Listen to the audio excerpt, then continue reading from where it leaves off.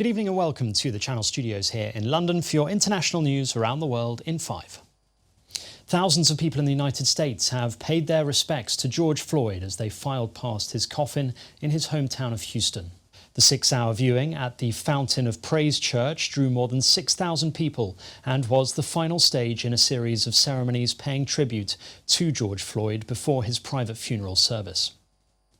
The US House Speaker Nancy Pelosi and Democratic members of Congress have also paid their respects by kneeling for 8 minutes and 46 seconds in the Emancipation Hall of the US Capitol, the duration that the Minneapolis police officer kneeled on the neck of George Floyd as he died. The police officer Derek Chauvin, who allegedly killed George Floyd, has made his first court appearance in Minneapolis. A judge ordered for his bail to be raised from $1 million to $1.25 million. Moscow has begun to emerge from a strict coronavirus lockdown, despite Russia seeing thousands of new cases every day, as the World Health Organization has warned the pandemic is worsening worldwide. Moscow's nearly 13 million residents are now free to go outside when they want, use public transport and travel across the city without restrictions. Yet this reopening has occurred despite a record number of infections, which are reported globally, with 136,000 cases in 24 hours. That's according to the WHO. North Korea has said it will cut off all inter-Korean communication lines with the South, including a hotline between the two nations' leaders. The North has said this was the first in a series of actions describing South Korea as the enemy.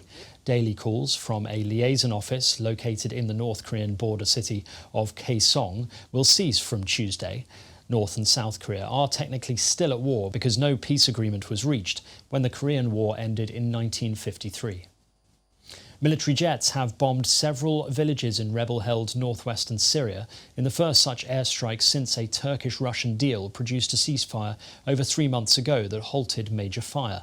This footage shows smoke rising from the village of Tanjira in the countryside of Hama province during what was said to be airstrikes carried out by government-backed Russian forces. Hundreds of civilians have fled, fearing a wider resumption of airstrikes in Syria's last rebel stronghold.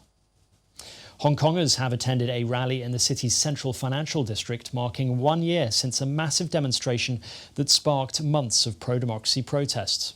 The organisers of last year's huge rallies have called on the government to lift anti-virus restrictions on public gatherings to allow Hong Kongers to march once more. Yet the coronavirus ban is not the only thing holding protesters back, with China's plans to impose an anti-subversion law looming over the city.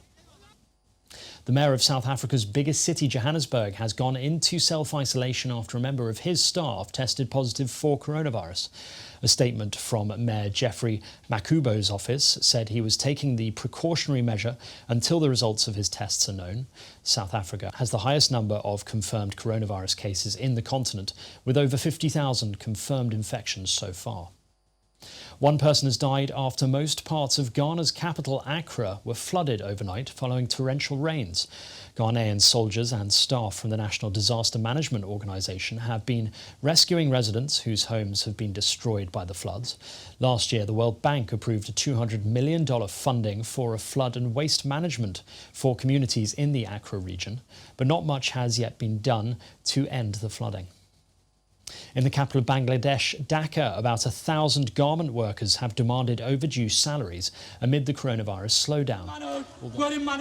Although hundreds of garment factories reopened at the end of April after a weeks-long shutdown to curb the spread of the virus, many have remained closed. Bangladesh is home to around 4,000 garment factories that employ over 4 million workers. Life for New Zealanders has returned to normal as the government lifted all social distancing restrictions except for border controls after declaring it was free from the coronavirus. New Zealand is one of the first countries in the world to return to normality. The reopening comes after months of restrictions, including about 7 weeks of a strict lockdown in which most businesses were shut and everywhere except essential workers were forced to stay home. And finally, dancers from Britain's Royal Ballet have made a short film in which they perform in London's deserted streets in an attempt to raise awareness about the difficulties faced by the arts during the global coronavirus crisis. The dancers performed outside the closed entrances of some of London's biggest theatres to the sounds of the Rolling Stones' song Living in a Ghost Town. The project aims to raise funds for Acting for Others, a network of 14 charities providing financial and emotional assistance for theatre workers. And that's your international news around the world in 5. Now back to the Channel studios in Lagos.